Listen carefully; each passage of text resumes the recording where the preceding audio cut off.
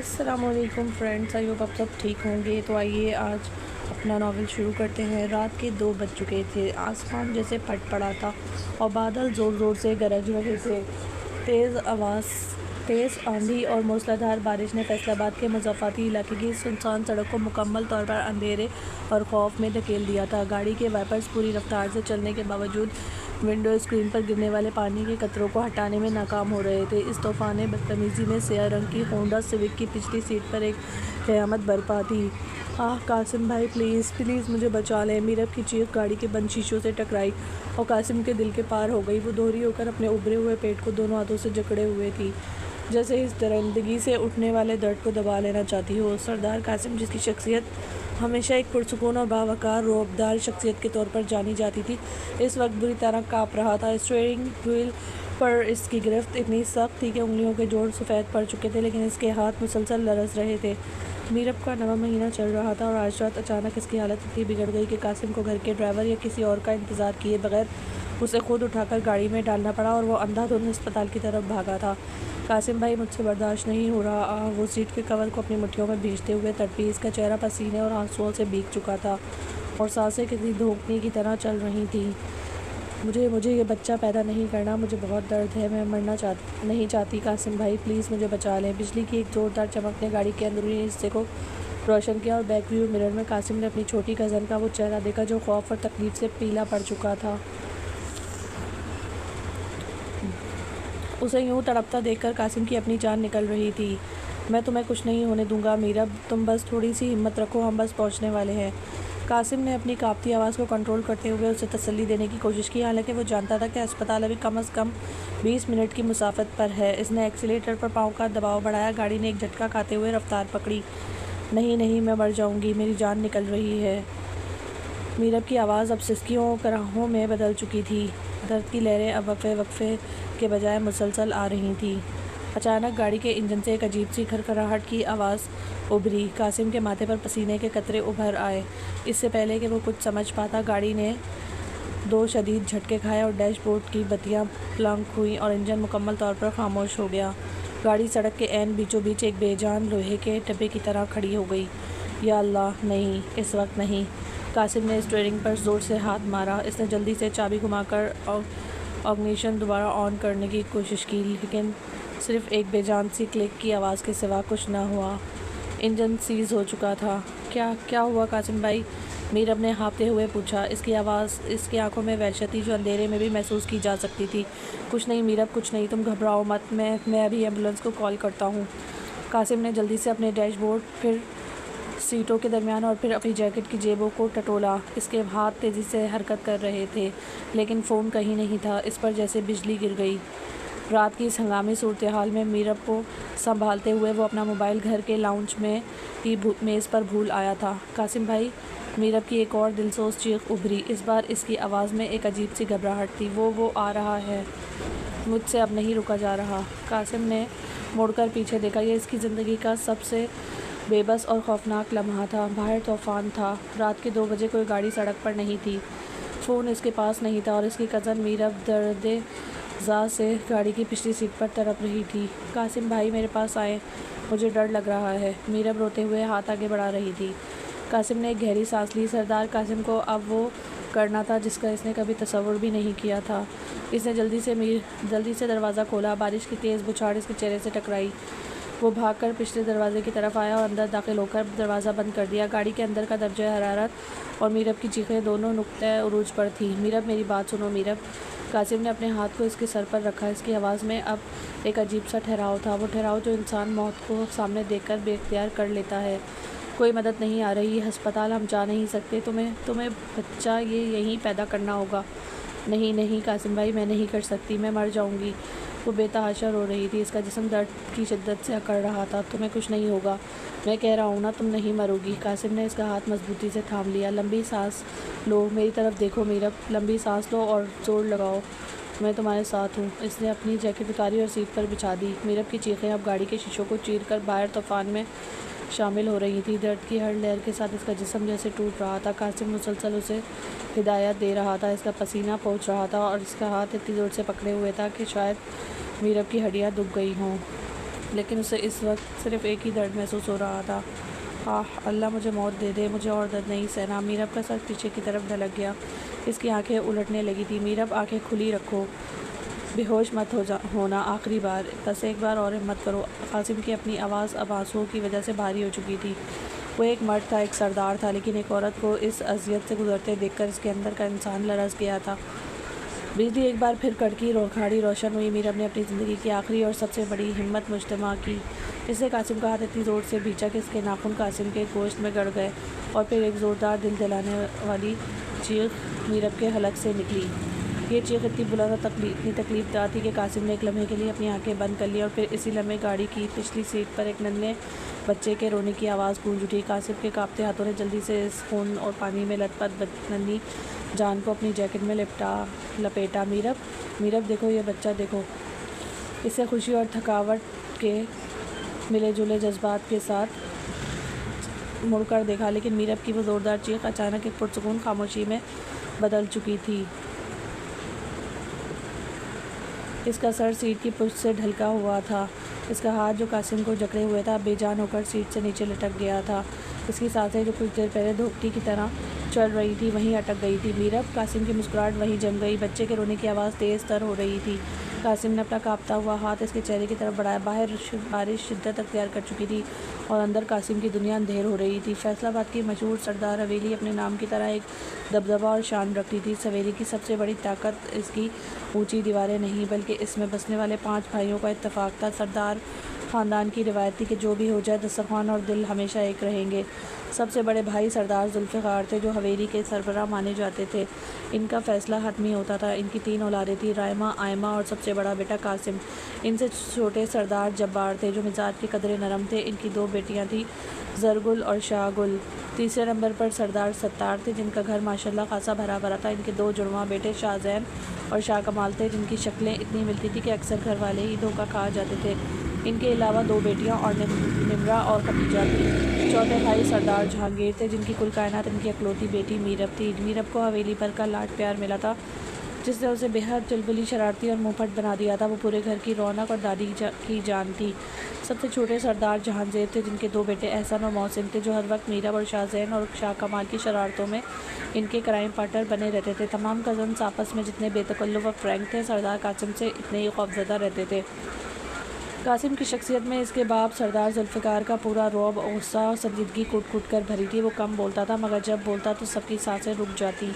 सर्दियों की शाम थी और हवेली के बड़े से ड्राइंग रूम में एक तूफ़ान बरपा था। मैं कह रहा हूँ मीरब, शराफत से रिमोट दे दो, वरना आज मैं तुम्हारी चुटियाँ काट देनी है। शाहजैन सोफे के ऊपर खड़ा हाथ में कुशन पकड़े मीरब को धमका रहा था। मीरब, जो कि ड्राइंग रूम के वस्त में रखी शीशे की बड़ी मेज़ के पीछे छुपी खड़ी थी, इसने ज़बान निकाली और रिमोट हवा में लहराया। पहले पकड़ के दिखाओ जुड़वा भाइयों के फेल मॉडल। आज तो क्रिकेट मैच नहीं लगेगा, आज मेरा फेवरेट ड्रामा चलेगा। ओए, फेल मॉडल किसको बोला? शाह कमाल, जो अब तक सोफे पर लेटा मूंगफली खा रहा था, एकदम उठ बैठा। शाहजहान, तो दाएं से बाएं इससे इस चुड़ैल को घिरता हूँ। शाहजहान, तू जाए से जा, मैं बाएं से इस चुड़ैल को घिरता हूँ। हाँ हाँ, आजा दोनों। एहसन भाई, मोहसिन, जल्दी आओ, ये दोनों मुझ पर हमला कर रहे हैं। मीरब ने चिल्लाकर अपने दिफाई दस्ते को बुलाया। एहसन और मोहसिन, जो कोने में बैठे कैरम बोर्ड खेल रहे थे, फ़ौरन हंसते हुए मैदान में कूद पड़े। ओए शाहजहान, हमारी बहन को कुछ ना कहना, वरना कैरम की गोटियाँ तुम्हारे सर पर मारेंगे। मोहसिन ने वार्निंग दी। ये तुम्हारी बहन है तो क्या हमारी पड़ोसन है?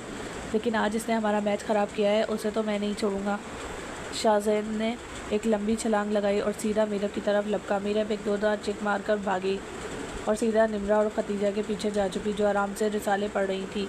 ओह मीरब, हमारे पीछे क्यों छुप रही हो? इसके हाथ लग गए तो हमारे बाल भी खींचेगा। खतीजा ने बचाव की कोशिश करते हुए कहा। रायमा और आयमा, जो कासिम की सगी बहनें थी, वो भी इस धमा चौकड़ी का मज़ा ले रही थी। देखो शाह कमाल, अगर तुमने मीरब को तंग किया तो ताया जान को बता देंगे हम। आयमा ने हंसते हुए धमकी दी। ज़रगुल और शाहगुल अपने मोबाइल फ़ोन्स पर इस पूरे मंजर की वीडियो बना रही थी। कायद, थोड़ा और एक्शन। हाँ हाँ, तकिया मारो इसको। शाहगुल ने हिदायतकारी शुरू कर दी। ड्राइंग रूम एक मैदान जंग का मंजर पेश कर रहा था। तकिए हवा में उड़ रहे थे, मूंगफली के छिलके कालीन पर बिखर चुके थे और मीरब की कनकनाती हुई हंसी और चीखों ने पूरे घर को सर पर उठा रखा था। वो रिमोट को सीने से लगाए शाहजैन की पहुंच से बचने के लिए एक सोफ़े से दूसरे सोफ़े पर छलांगे लगा रही थी। अबे रुक जा आफत की पुड़िया, मेरे घुटने में दर्द शुरू हो गया है। शाह कमाल हाँफते हुए बोला। तुम्हारे तो बचपन से ही घुटनों में दर्द है बुड्ढे, मीरब ने कह के लगाया। अभी इसे पलट कर एक और तकिया शहजान को मारने के लिए हाथ उठाया ही था कि ड्राइंग रूम के भारी लकड़ी के दरवाजे खुले एकदम, जैसे किसी ने वक्त को वहीं रोक दिया हो। हवा में उड़ता हुआ तकिया धप से ज़मीन पर गिरा। शहजान का उठा हुआ हाथ वहीं जम गया। मीरब की हंसी हलक में ही गायब हो गई। जरगुल ने जल्दी से फ़ोन छुपा लिया। दरवाजे पर सरदार कासिम खड़ा था। इसका 6 फीट से निकलता हुआ कद, चौड़ी जिसामत, गहरी सी आँखें जिनमें हमेशा एक नागवारी सी सर बहरी होती थी और चेहरे पर वो मखसूस संजीदगी जो किसी को भी पसीना लाने के लिए काफ़ी थी। इससे सयाह शलवार कमीज़ के ऊपर ग्रे रंग की शॉल ओढ़ रखी थी। इसकी सिर्फ एक नज़र पूरे कमरे का जायज़ा लेने के लिए काफ़ी थी। ये क्या तमाशा लगा रखा है? कासिम की भारी गरीदार आवाज़ कमरे में गूंजी। आवाज़ ज़्यादा ऊंची नहीं थी, लेकिन इसकी काट सीधी दिल पर लगती थी। किसी कज़न की मजाल नहीं थी कि कोई जवाब दे सके। शाह कमाल जो सोफ़े की पोस्ट पर चढ़ा हुआ था शराफत से नीचे उतर आया और ऐसे कपड़े झाड़ने लगा जैसे कुछ हुआ ही ना हो।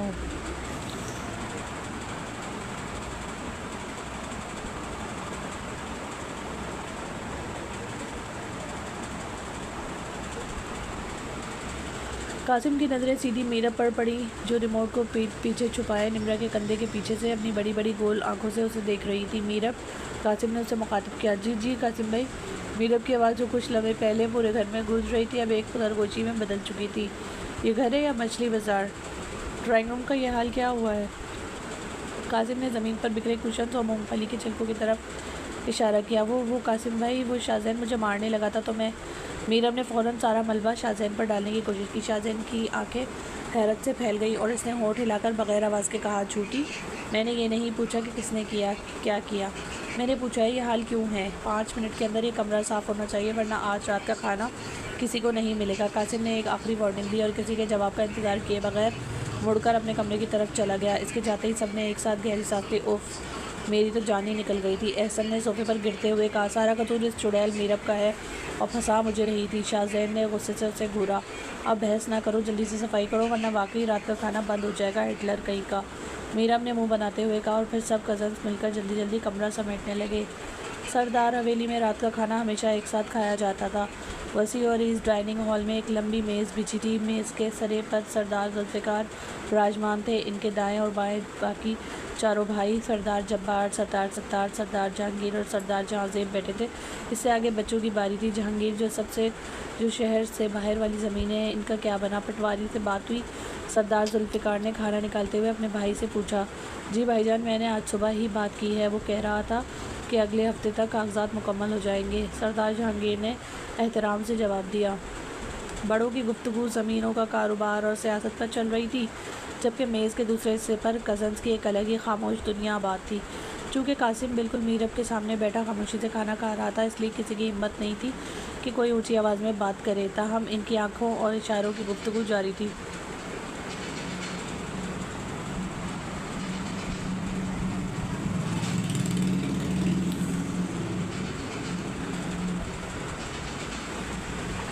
मीरब ने अपनी प्लेट में रखी कड़वाहट भरी करेले की सब्ज़ी को नागवारी से देखा। इसे चुपके से आँख के इशारे से साथ बैठे मोहसिन को दिखाया और चेहरा ऐसे बनाया जैसे उसे उल्टी आ रही हो। मोहसिन ने अपने मुंह पर हाथ रखकर हंसी दबाई। शाहजैन ने टेबल के नीचे से मीरब के पाँव पर ठोकर मारी, जिस पर मीरब के मुंह से एक हल्की सी आह निकल गई। कासिम जो पानी का गिलास उठा रहा था, इसकी नज़र फ़ौरन मीरब पर गई। क्या हुआ? इसकी आवाज़ में वही रौब था। मीरब सीधी होकर बैठ गई। कुछ नहीं कासिम भाई, वो कबाब बहुत मज़े के हैं। इसने जल्दी से एक कबाब अपनी प्लेट में रख लिया। हालांकि उसे बिल्कुल पसंद नहीं थे। तो करेले क्यों नहीं खा रही? रिस्क को यूँ बुरी शक्ल बनाकर नहीं देखते। कासिम ने उसे इसकी हरकत पर टोक दिया। उसे मीरब की हर छोटी बड़ी हरकत का पता चल जाता था। खा रही हूँ ना। मीरब ने रोहानसी शक्ल बनाकर करेले का निवाला मुंह में रखा। बाकी सब कज़न्स अपने सर झुकाए मुस्कुरा रहे थे। सब जानते थे कि मीरब अगर किसी से डरती और कंट्रोल होती थी तो वो सिर्फ सरदार कासिम था। कासिम पुत्र, सरदार सत्तार ने मुस्कुराते हुए कासिम की तरफ देखा। आजकल तुम्हारा फैक्ट्री का चक्कर कम लग रहा है, सारा बोझ मैनेजर पर ना डालो। नहीं चचा जान, मैं रोज़ जा रहा हूँ, बस आजकल अकाउंट्स का कुछ मसला है तो दफ्तर में ज़्यादा वक्त लग जाता है। कासिम ने बाअदब तरीके से जवाब दिया। बड़ों के सामने इसका रवैया इंतहाई मौदवाना और ताबेदाराना होता था। रात के खाने पर ये सारा खाना एक गुलदस्ते की तरह लगता था। 5 भाइयों की आपस की मोहब्बत कज़न्स की खामोश शरारतें और कासिम का दबदबा। सरदार हवेली की ये दीवारें रोज़ाना मोहब्बत की ऐसी ही कहानियाँ सुनती थी। सरदार हवेली की ऊंची और परवकार दीवारें इन दोनों जैसे कहकों और गहमा गहमी से ज़िंदा हो गई थी। हवेली में एक अरसे बाद कोई इतनी बड़ी खुशी आई थी, और वो भी सरदार ख़ानदान के सबसे बड़े और रौबदार चश्मोचिराग सरदार कासिम की मंगनी की। कासिम का रिश्ता सरदार जुल्फ़िकार की एक निहायत करीबी और पुराने दोस्त की बेटी से तय पाया था। वो एक बहुत बड़े इंडस्ट्रियलिस्ट की थे और इनकी बेटी फ़िज़ा को कासिम के लिए चुना गया था। दोनों ख़ानदानों की इस पुरानी दोस्ती को अब रिश्तेदारी में बदलने का फ़ैसला हो चुका था, और इसी सिलसिले में सरदार हवेली में इन दिनों तल धरने की जगह नहीं थी।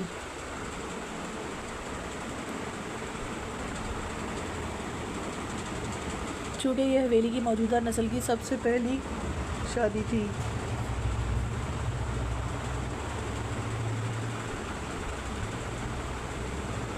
दूर दराज से रिश्तेदारों, अजीज़ों, अकारब और दोस्तों को मदऊ किया गया था। मेहमानों की आमद का सिलसिला पिछले एक हफ्ते से जारी था और हवेली के तमाम गेस्ट रूम्स भर चुके थे। इस सारे हंगामे में अगर कोई सबसे ज़्यादा पुरजोश और आगे आगे था तो वो मीरब थी। वो तो जैसे हवाओं में उड़ रही थी। हवेली के लॉन की सजावट से लेकर मेन्यू डिसाइड करने तक और मेहमानों के कमरों के इंतज़ाम से लेकर कज़न्स की डांस की कोरियोग्राफी तक हर जगह मीरब की चहचहाती हुई आवाज़ सुनाई देती थी। मंगनी से 3 दिन पहले ही हवेली के सबसे बड़े हॉल में रोज़ाना ढोलकी का एहतमाम शुरू हो गया था। फर्श पे चांदनियाँ और गौतकिये बिछा दिए गए थे। लड़कियों की टोलियाँ बन चुकी थीं और लड़कों की ड्यूटियाँ लग गई थी।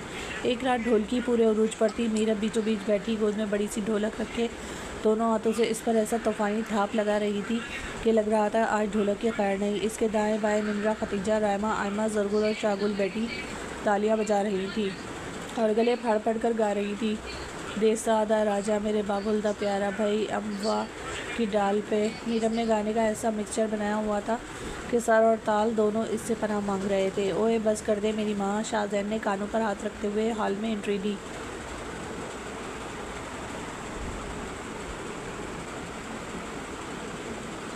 गाने गा रही हो, किसी पुराने ट्रैक्टर का इंजन स्टार्ट कर रही हो, मेरे कानों के पर्दे फट गए हैं, बकवास बंद करो शाहजैन के बच्चे। मीरब ने ढोलक पर एक ज़ोरदार थाप मारते हुए उसे घूरा। ये टिपिकल मेहंदी और ढोलकी के गाने हैं, तुम्हें क्या पता आर्ट क्या होता है। तुम बस जाओ और अंदर से मेहमानों के लिए चाय और समोसे लेकर आओ। तुम्हारी ड्यूटी कैटरिंग पर लगी है, मैं कोई वेटर हूँ क्या। शाहजैन ने मुँह बनाया। एहसन और मोहसिन को बोलो, वो वेले बैठे कैरम खेल रहे हैं। वो दोनों डांस की प्रैक्टिस कर करके थक गए हैं। मीरब ने रौब से कहा, कल इन बेचारों से मैंने 2 घंटे मुसलसल भंगड़े की प्रैक्टिस करवाई है। तुम तो डांस में भी ज़ीरो हो, इसलिए जाओ ट्रे उठाओ। इतने में शाह कमाल की एक बड़ी सी ट्रे में चाय के कप लिए अंदर दाखिल हुआ। लो भाई आ गई चाय। मीरा बापू दरा, इस ढोलक को बख्श दो, इसके चमड़े से धुआं निकलने लगा है। सब लड़कियां खिलखिलाकर हंस पड़ी। मीरब ने हाथ में पकड़ा हुआ चम्मच शाह कमाल की तरफ फेंका, जो इसने बड़ी महारत से कैच करके बचा लिया। तुम दोनों जुड़वा भाइयों को तो मैं मंगनी वाले दिन देखूंगी। कासिम भाई की एंट्री पर तुम दोनों ने फूलों की टोकरियां उठानी है, समझ आई। मीरब ने ऑर्डर जारी किया। हम फूलों की टोकरियां उठाएंगे। शाहजैन ने आंखें फाड़ी। क्यों भाई, हम सरदारों के बेटे हैं।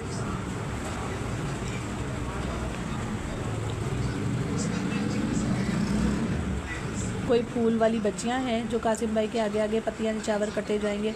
करना पड़ेगा, वरना मैं ताया जान को बता दूंगी कि तुम दोनों कल रात छुपकर हवेली की दीवार फांदकर बाहर बर्गर खाने गए थे। मीरब ने ब्लैकमेलिंग का अपना सबसे कारगर हथियार इस्तेमाल किया। अच्छा बाबा कर लेंगे, तो पीछे ही पड़ गई है।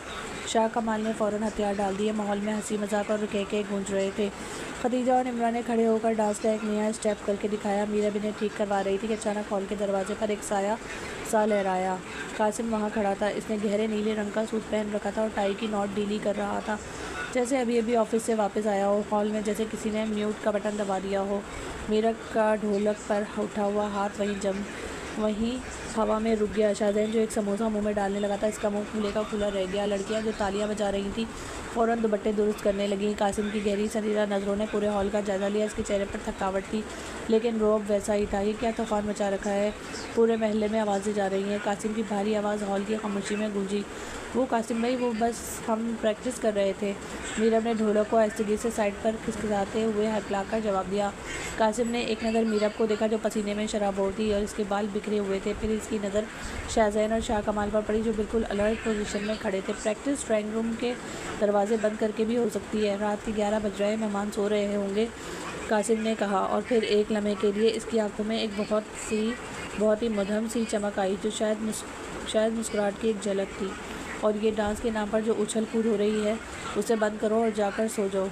वो मुड़कर चला गया, लेकिन इसके जाते ही हॉल में एक लंबी सांस लेने की आवाज़ आई। ओए होए, कासिम भाई तो अपनी मंगनी पर भी हिटलर बने हुए हैं। मोहसिन ने पीछे से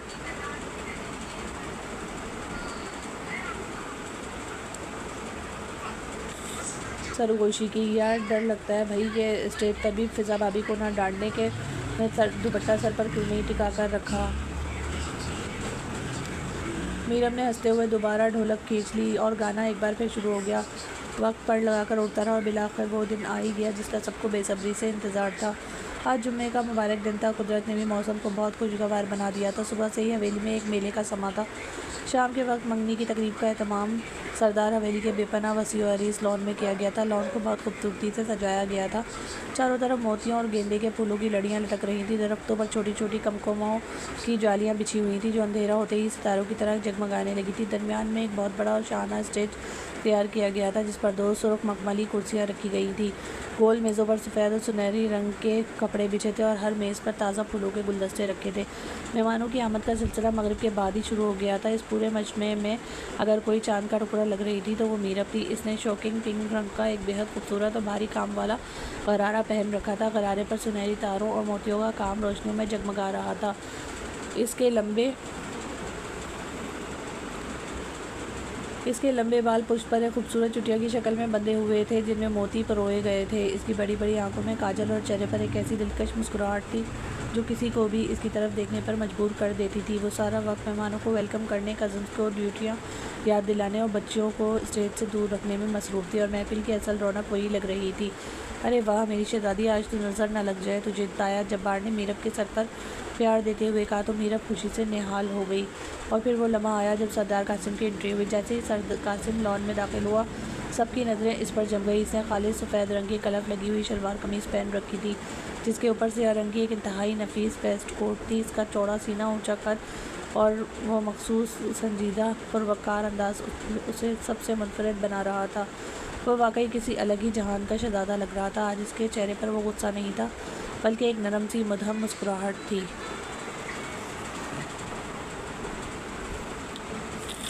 जो इसकी वजाहत में मज़ीद इजाफा कर रही थी। शाहजहान और शाह कमाल मीरब की सख्त हिदायत के मुताबिक वाकई कासिम के आगे आगे चलते हुए फूलों की पत्तियां निछावर कर रहे थे। हालांकि इनकी शक्लें देखने वाली थी। मीरब इस स्टेज के पास खड़ी इन दोनों को आंखें दिखाकर मज़ीद फूल फेंकने का इशारा कर रही थी। थोड़ी ही देर में दुल्हन वालों की गाड़ियाँ भी हवेली के दरवाजे पर आ रुकी। फ़िज़ा के घर वाले ढोल बाजों और मिठाइयों की टोकरों के साथ अंदर दाखिल हुए। फ़िज़ा जो कि एक खूबसूरत और सलीकामंद लड़की थी, हल्के नीले रंग के शानदार लिबास में मलबूस थी। मंगनी का फंक्शन बहुत ही शानदार और अच्छे तरीके से अंजाम पाया। अंगूठियाँ पहनाई गई, कैमरों के फ्लैश चमके, मुबारकबादों का शोर मचा और फिर खानों का दौर चला। सरदार हवेली की ये पहली खुशी बिल्कुल वैसी ही मनाई गई जैसे सरदार जुल्फ़िकार की ख्वाहिश थी।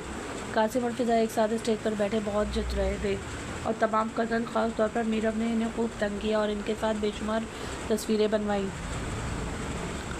ढोल की थाप पर कज़न्स का वो डांस जिसकी पिछले एक हफ्ते से प्रैक्टिस हो रही थी शानदार रहा। मीरब ने सबको अपनी उंगलियों पर नचाया।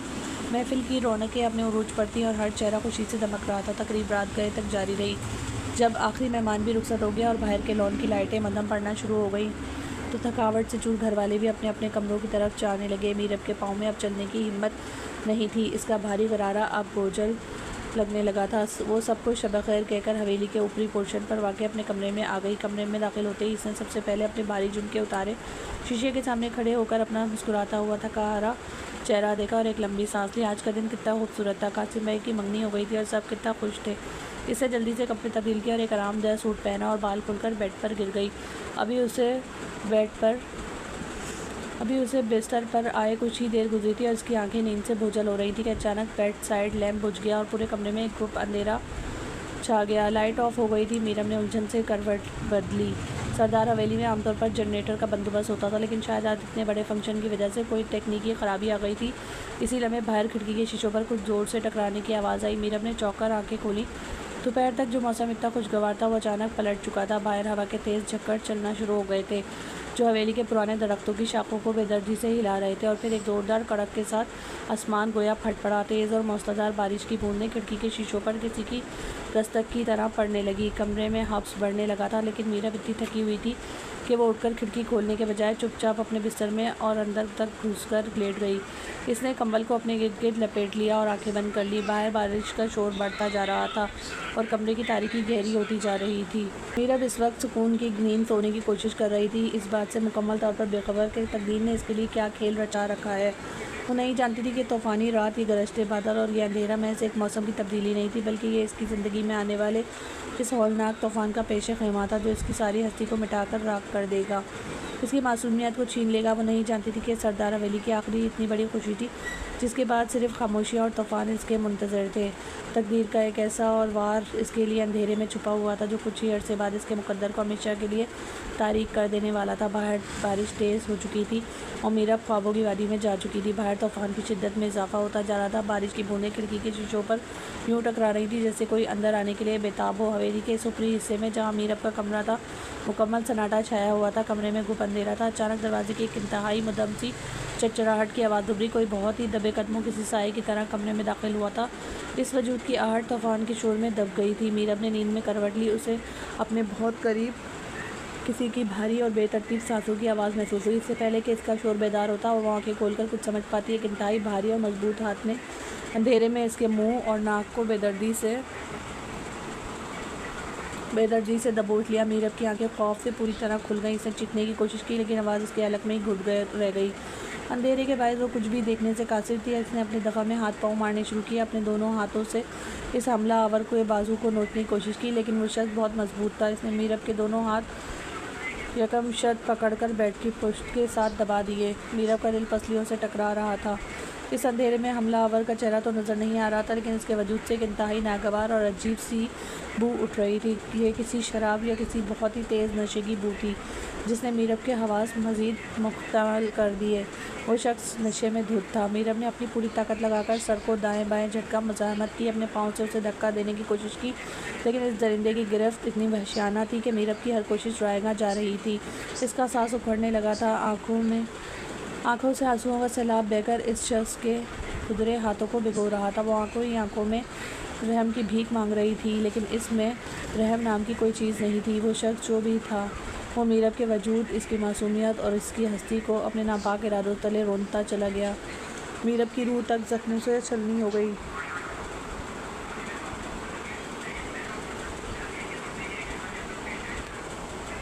लेकिन इसके मुंह पर जमा वो आईनी हाथ उसे एक सिसकी भी लेने नहीं दे रहा था। फिर जितनी खामोशी से वो साया कमरे में दाखिल हुआ था, अपना घिनौना खेल खेलने के बाद इतनी खामोशी से वो कमरे के दरवाजे से बाहर निकल गया। तूफ़ान की गरज चमक में मीरब के दरवाजे की हल्की सी आवाज़ भी किसी ने नहीं सुनी। वो चला गया और पीछे छोड़ गया एक ऐसा वजूद जो अब महज एक जिंदा लाश बन चुका था। मीरब बेड से नीचे फर्श पर गिर गई। इसके कपड़े तार तार थे, इसके बाल बिखरे हुए थे, इसके जिस्म का पोर पोर दर्द से चीख रहा था। वो घुटनों में सर्दी अपने ही वजूद पर मातम कर रही थी। इसके आंसू बारिश के पानी की तरह बह रहे थे, लेकिन इसकी आवाज़ नहीं निकल रही थी। कौन था वो? या अल्लाह, ये मेरे साथ क्या हो गया? वो अंधेरे में काँप रही थी। नहीं, वो नहीं जानती थी कि ये दरिंदगी करने वाला कौन था। क्या वो हवेली का कोई मुलाजिम था, कोई रिश्तेदार था जो मंगनी पर आया हुआ था, या कोई कज़न? इस दरिंदे का चेहरा इस अंधेरे में और खौफ में कहीं गुम था। जब अगली सुबह सूरज तुलू हुआ तो सरदार हवेली के लॉन में बिखरे हुए फूल और कुर्सियाँ समेटी जा रही थी, लेकिन इस सुबह की रोशनी मीरब के कमरे तक नहीं पहुंच सकी थी। नाश्ते की मेज़ पर जब सब इकट्ठे हुए तो मीरब सबसे आखिर में सीढ़ियाँ उतरकर नीचे आई। वो चहचहाती हंसती खेलती मीरब कहीं खो चुकी थी। इसकी आंखें सूजी हुई थी, चेहरा जर्द था और इसके होंठों पर एक ऐसी चुप लगी थी जो गहरी खामोशी से कम नहीं थी। क्या हुआ मीरब बेटी, तबीयत ठीक नहीं है क्या? ताया जबार ने इसका उतरा हुआ चेहरा देखकर तशवीश से पूछा। लगता है कल रात फंक्शन की थकावट अब तक उतरी नहीं है, सारा दिन पागलों की तरह जो नाचती रही है। शाहजैन ने हंसते हुए लुकमा दिया। मीरब ने एक बार आंखें उठाकर शाहजैन की तरफ देखा। इसकी नज़रों में एक अजीब सी वहशत थी। फिर इसकी नज़र मेज़ पर बैठे हर मर्द पर बारी बारी पड़ी। ताया जान, इसका अपना बाप एहसन, मोहसिन, शाह कमाल और फिर सरदार कासिम जो खामोशी से अखबार पढ़ते हुए चाय पी रहे थे। मीरब का दिल ज़ोर से धड़का। इनमें से कौन हो सकता है, या बाहर के मेहमानों में से कोई था? इसका दिमाग फटने को हो रहा था। वो किस पर एतबार करती, किसे जाकर बताती कि रात के अंधेरे में इसके साथ क्या अलमिया पेश आया। उसे ये तक नहीं मालूम था कि मुजरिम कौन है। इसकी खामोशी और संजीदगी सबके लिए हैरानकुन थी, लेकिन किसी को क्या खबर थी कि इस सकूत के पीछे कौन सा तूफान मचल रहा है। दिन गुजरते गए। मीरब ने खुद को अपने कमरे तक महदूद कर लिया। इसने हंसना और बोलना, शरारतें करना सब छोड़ दिया था। सरदार कासिम की मंगनी के बाद मेहमान जा चुके थे, लेकिन मीरब का वहम और शक उसे अंदर ही अंदर दीमक की तरह चाट रहा था। वो रातों को उठ कर रोती थी और अपने साए से भी डरने लगी थी। 1.5 माह बाद अब वक्त अपनी रफ्तार से चलता रहा और इस वाक़े को गुजरे 1.5 माह का अरसा बीत गया। हवेली के लोग मीरब की इस तब्दीली को इसकी बढ़ती हुई उम्र और संजीदगी समझकर नज़रअंदाज कर चुके थे, लेकिन तकदीर का असल वार अभी बाकी था। एक दोपहर तमाम घर वाले लाउंज में बैठे टीवी देख रहे थे कि सीढ़ियों से उतरते हुए अचानक मीरब का सर चकराया। इससे पहले कि वो खुद संभल पाती, इसके मैदे में एक शदीद उबकाई उठी। इसने जल्दी से मुँह पर हाथ रखा और बाथरूम की तरफ भागी। ताईजान और उसकी सगी माँ हैरत से इसके पीछे गई। बाथरूम से मीरब के उल्टियाँ करने की आवाज़ें आ रही थीं। जब वो बाहर निकली तो इसका रंग लट्ठी की तरह सफ़ेद था और वो लुढ़खड़ाती हुई वहीं लाउंज के कालीन पर गिरकर बेहोश हो गई। मीरब, क्या हुआ बच्ची को? अरे पानी लाओ कोई। हवेली में एकदम हड़बोंग मच गई। जल्दी से ड्राइवर को बुलाया गया और ताईजान उसे लेकर अस्पताल पहुंच गई। अस्पताल के प्राइवेट रूम में जब ताईजान को अकेले में बुलाकर जो बात बताई, इनके पैरों तले से ज़मीन ही निकली। आवाज़ तो कम करिए भाई, कितनी जगह है, बल्कि जैसे आसमान टूटकर इनके सर पर गिर पड़ा। ये आप क्या बकवास कर रही हैं डॉक्टर साहिबा? ये सरदारों की बेटी है, कुंवारी बच्ची है ये। ताईजान ने गुस्से और सदमे से कांपते हुए कहा। बेगम साहिबा, मैं अपनी मेडिकल रिपोर्ट की बुनियाद पर कह रही हूँ। बच्ची उम्मीद से है। अब आप जानें और आपके घर के मामला, डॉक्टर ने सपाट लहजे में जवाब दिया। ताईजान को लगा जैसे किसी ने इनके कानों में पिघला हुआ शीशा डाल दिया हो। वो मीरब को इसकी नीम बेहोशी की हालत में ही गाड़ी में डालकर हवेली वापस लाई और फिर वो हुआ जिसका तसव्वुर भी किसी ने नहीं किया था। हवेली के बड़े ड्राइंग रूम में सरदार जुल्फ़िकार किसी फिपरे हुए शेर की तरह खड़े थे। इनकी आंखों से शोले निकल रहे थे। सरदार जहांगीर सदमे से सोफे पर गिरे हुए थे, जैसे इनके जिस्म से किसी ने जान निकाल ली हो। बाकी सब मर्द और औरतें दम साधे खड़े थे। वसत में कालीन पर मीरब बैठी थी, ज़ारो कतार रो रही थी। इसके बाल बिखरे हुए थे और वो तायाजान के पैरों को छूने की कोशिश कर रही थी। दूर हट जा मुझसे, गलासत के ढेर। सरदार जुल्फ़िकार की गिरिजदार आवाज़ से ड्राइंग रूम के शीशे लरज़ उठे। उन्होंने अपना पाँव पीछे खींच लिया। मेरे भाई की बेटी, सरदार जहांगीर की अकलौती औलाद, इसने हमारे मुंह पर कालक मल दी। हमारी सफ़ेद पगड़ियाँ इस बेहया ने कीचड़ में उछाल दी। नहीं तायाजान, खुदारा मेरा यकीन करे। मीरब सिसकियों के दरमियान हिचकियाँ ले रही थी। मैं पाक दामन हूँ, मेरा कोई कसूर नहीं है। मुझे नहीं मालूम ये सब कैसे हुआ। बकवास बंद कर अपनी। ताईजान आगे बढ़ी और उन्होंने मीरब के सर पर एक ज़ोरदार थप्पड़ रसीद किया। बेशरम, 1.5 महीने का बच्चा तेरे पेट में पल रहा है और तू कह रही है तुझे नहीं मालूम? मुंह काला करते वक्त नहीं सोचा था कि ख़ानदान की इज्जत मिट्टी में मिल जाएगी? अब ड्रामे कर रही है कि पता नहीं कौन था। मुझे सच में नहीं पता ताईजान, मीरब चीखी। इसकी आवाज़ में एक मज़लूमियत और बेबसी थी जो पत्थर का दिल भी चीर दे, लेकिन वहाँ सब पत्थर बन चुके थे। वो मंगनी वाली रात जब लाइट गई थी, कोई मेरे कमरे में आया था। इसने मेरे मुंह पर हाथ रख दिया था। मुझे कुछ नज़र नहीं आ रहा था। अल्लाह की कसम, मैं नहीं जानती वो कौन दरिंदा था। झूठ, सरासर झूठ। सरदार जब्बार गुस्से से आगे बढ़े। ऐसा कैसे हो सकता है कि कोई हवेली में घुसकर ये काम कर जाए और तूने किसी को बताया तक नहीं? 1.5 महीना चुप क्यों रही तू? क्योंकि तेरी मर्ज़ी शामिल थी इस गुनाह में, और अब जब गुनाह छुप नहीं सका तो मन गढ़ंत कहानियाँ सुना रही है। मैं डर गई थी चचा जान, मुझे डर था कि कोई मेरा यकीन नहीं करेगा, और आप लोगों ने वाकई नहीं किया। मीरब ने अपने बाप की तरफ देखा जो बस आंसू बहा रहे थे, लेकिन अपनी बेटी की तरफ देखने की हिम्मत नहीं कर पा रहे थे। बाबा आप तो बोले, आपकी मीरब ऐसी नहीं है। लेकिन जहांगीर ने अपना मुंह दूसरी तरफ फेर लिया। ये मीरब के लिए मौत से भी बड़ा झटका था। जिस हवेली में वो एक तितली की तरह उड़ती फिरती थी, आज इसी हवेली के लोग उसे एक तवाइफ से भी बदतर समझ रहे थे।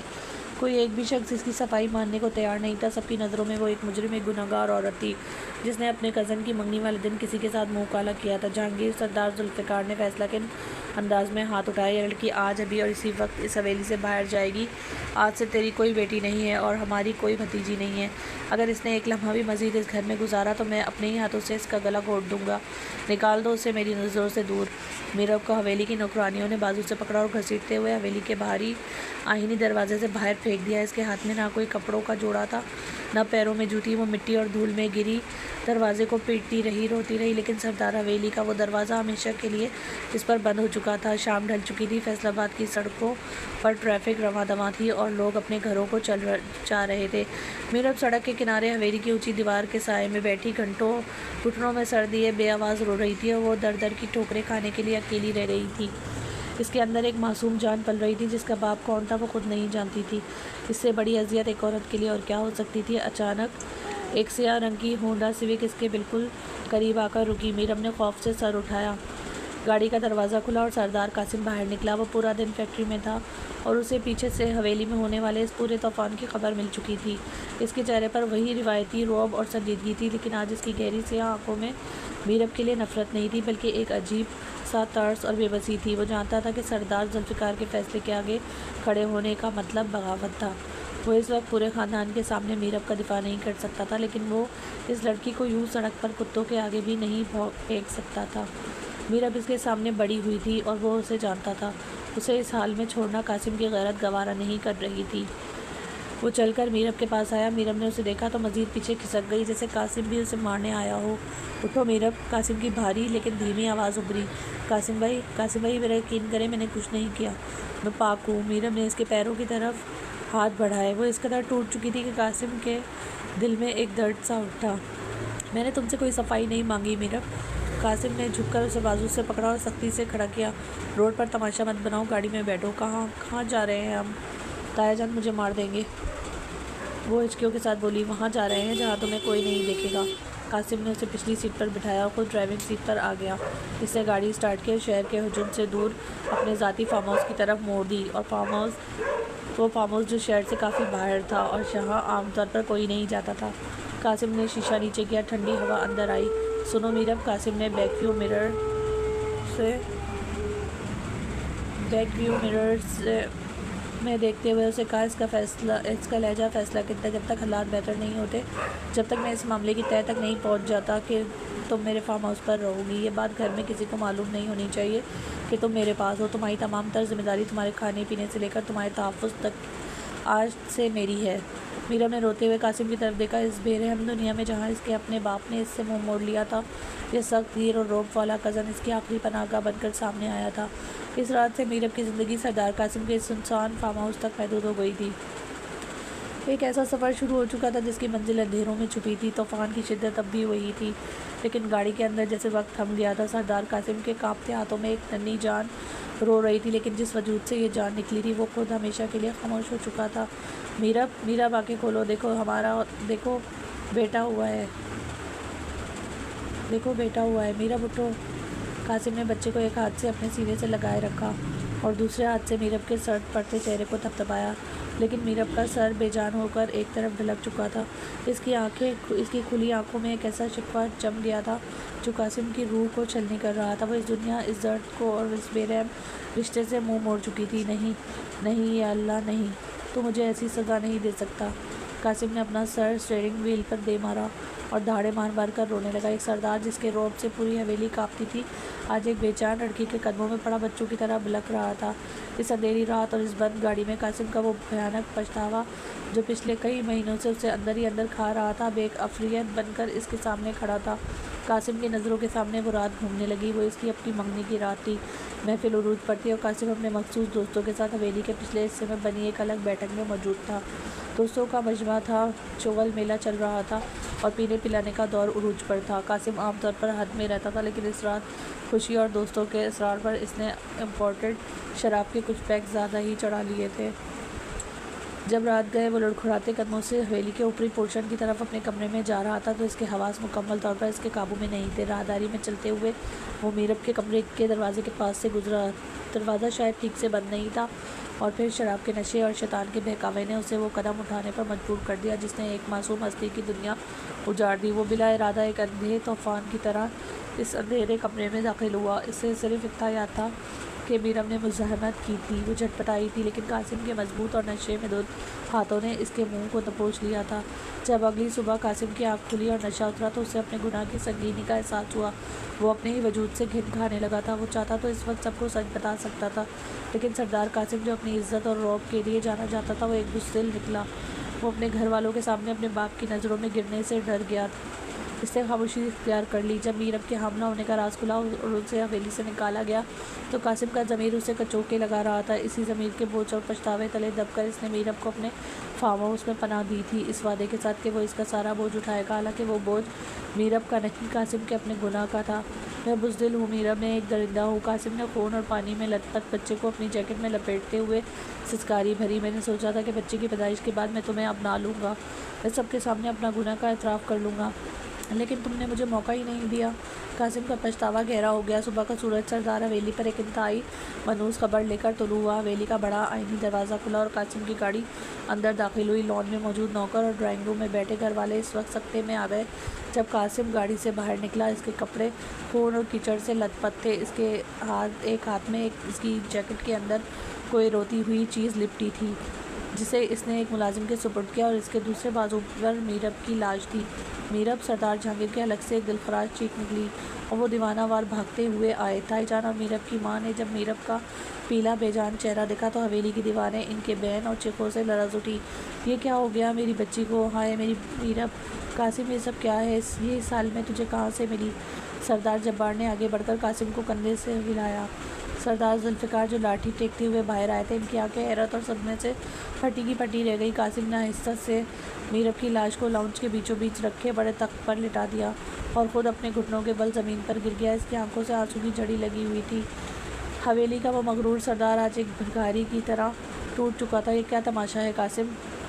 तू उसे कहाँ से लाया है और ये तेरे हाथ में क्या है? सरदार जुल्फ़िकार की गिरजदार आवाज़ उभरी।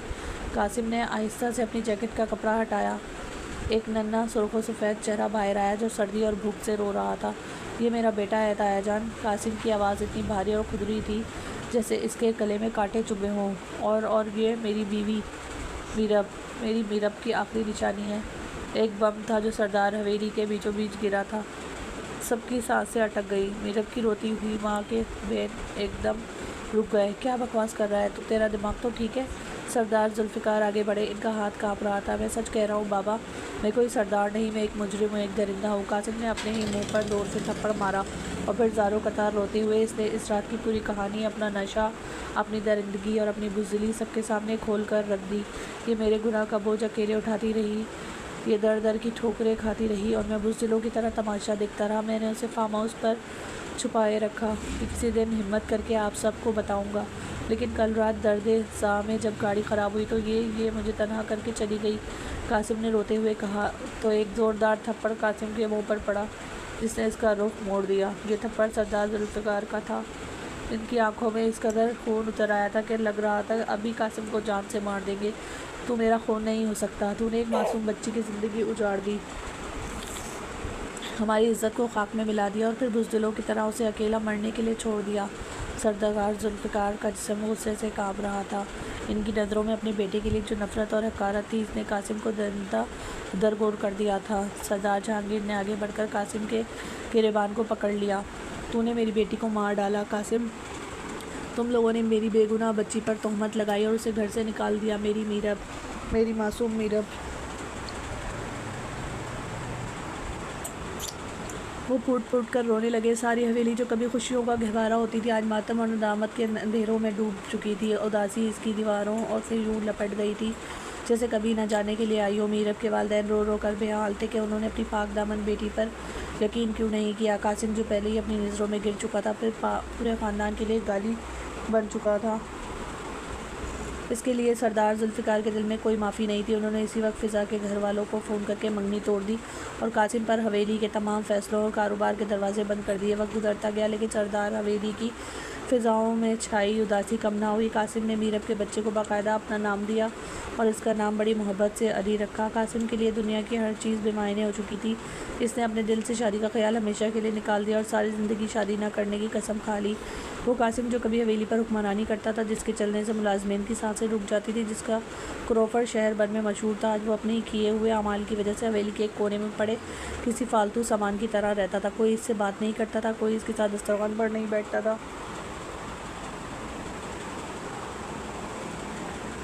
इसका दिन, इसकी रात, इसका जीना, इसका मरना, सब कुछ अब सिर्फ़ और सिर्फ अली था। वो इस नन्हे बच्चे को खुद नहलाता, खुद खिलाता और रातों को सीने से लगाकर सोता। लेकिन जब भी वो अली के चेहरे को देखता, उसे मीरब की दर्द भरी चीखें और खुली रह जाने वाली बेबस आंखें याद आ जाती और वो घंटों रोता रहता। सरदार हवेली से कुछ फासले पर वाक़ पुराने ख़ानदानी कब्रिस्तान में शाम के साए गहरे हो रहे थे। ख़ुदा के खुश्क पत्ते हवा के दोष पर उड़ते हुए कब्रों से टकरा रहे थे।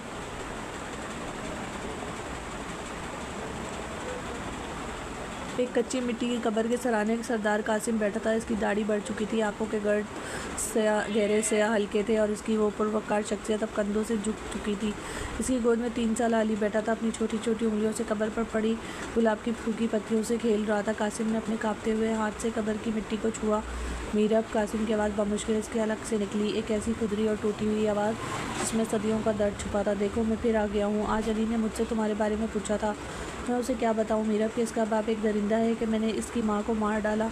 इसके आंसू कब्र की मिट्टी में जज्ब होने लगे। अली ने हैरत से अपने बाप को रोते हुए देखा और अपने छोटे से हाथ से कासिम का आंसू पोंछने लगा। मुझे माफ़ कर दो मीरब। कासिम ने अपना माथा कब्र की मिट्टी पर रख दिया। वो फूट फूट कर रो रहा था। इसका गुरूर, इसकी हना, इसकी सरदारी सब इस मिट्टी के नीचे दफन हो चुकी थी। खुदा के लिए मुझे माफ़ कर दो, मेरी जान निकल रही है लेकिन यह अज़ाब कम नहीं हो रहा। तुम तो चली गई लेकिन मुझे एक ऐसी साज़ बनाकर छोड़ गई जिसे दफन होने के लिए कोई ज़मीन कबूल नहीं कर रही। हवा का एक तेज़ झोंका आया और कब्र पर लगे पौधे की टहनियाँ हिल गई। कासिम ने अली को मजबूती से अपने सीने से लगा लिया। वो जानता था कि इसकी ये सज़ा, ये पछतावा और ये आंसू ताहयात इसके मुकद्दर में लिख दिए गए थे। वो अपने गुनाहों की आग में रोज़ जलता था और रोज़ मरता था। कब्रिस्तान की इस पुरस्रार खामोशी में कासिम की सिसकियाँ और अली की मासूमियत एक ऐसी इबरतनाक दास्तान सुना रही थी जिसका इख्तिताम सिर्फ़ और सिर्फ मौत के फरिश्ते के पास था। अगर आप लोगों को ये कहानी पसंद आई हो तो प्लीज़ लाइक करें कहानी को और सब्सक्राइब करें।